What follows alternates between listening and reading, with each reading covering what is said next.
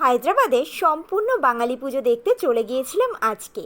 আজ ছিল নবমীর রাত, আর নবমীর রাতে আমরা সবাই মিলে বেরিয়ে পড়েছিলাম ঠাকুর দেখতে। সম্পূর্ণ বাংলার মানুষজন যখন ঠাকুর দেখায় ব্যস্ত, আমি কিনা ঘরে বসে আছি। এটা মানা যায় বলো? ভগবানও হয়তো মেনে নিতে পারেনি, তাই না আজ এই ব্যবস্থা করে দিল। দিনে তোমাদের সঙ্গে শেয়ার করেছিলাম যে পুজো আসলে মনটা বড্ড ভার করে আসে, তো সেই দুঃখ মোচন করেছে মা। তো চলো, আমরা চলে গিয়েছিলাম আজকে হায়দ্রাবাদে বাঙালি পুজো দেখতে। আমাদের এখান থেকে কিছুটা দূরেই বাঙালি পুজো হয়, মানে বাঙালিরা মিলে পুরো বাংলার মতন করে পুজো করে। পুরো সেম টু সেম ঠাকুর দিয়ে সব কিছু দিয়ে প্যান্ডেল করে পুরোপুরি বাংলার মতো পুজো হয়। তো আমরা ঠাকুর দর্শন করে চলে গেছিলাম বাংলার ফুচকা খেতে। আর তারপরে আমরা যে মাঠে এসেছিলাম সেখানে সম্পূর্ণ মনে হচ্ছিল যে আমি কলকাতায় চলে এসেছি। বাংলায় গান, বাংলার মানুষজন, বাংলায় কথা, বাংলায় খাবারের স্টল, বাংলার সমস্ত কিছু ছিল। আমার মনে হয় অধিকাংশ মানুষই ওখানকে বাঙালি।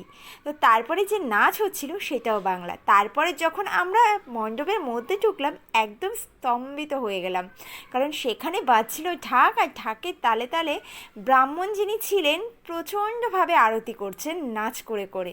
মনটা সেখানেই যেন একেবারে স্তম্ভিত হয়ে গেল। আর তারপরে তার ডেকোরেশন তো আরও সুন্দর ছিল। তারপরে আমরা সোজা চলে গেছিলাম ট্যাংক হয়ে আরিয়সী সিনথিয়ার প্রোগ্রাম দেখতে। হ্যাঁ, হায়দ্রাবাদে নবমীর দিন আরিয়সী সিনথিয়া এসেছিল, আর সেটা খবর পেয়ে আর নিজেদেরকে আটকাতে পারলাম না, চলে গেছিলাম আরিয়সী সিনথিয়াকে দেখতে। এত মানুষের ভিড় ছিল যে তার কাছ অবধি পৌঁছাতে পারিনি। যাই হোক, দূর থেকে তার প্রোগ্রাম দেখলাম, অনেকটা এনজয় করলাম। কাছ থেকেই প্রথমবার আরিয়সী সিনথিয়ার গান শুনে প্রচণ্ড ভালো লাগলো।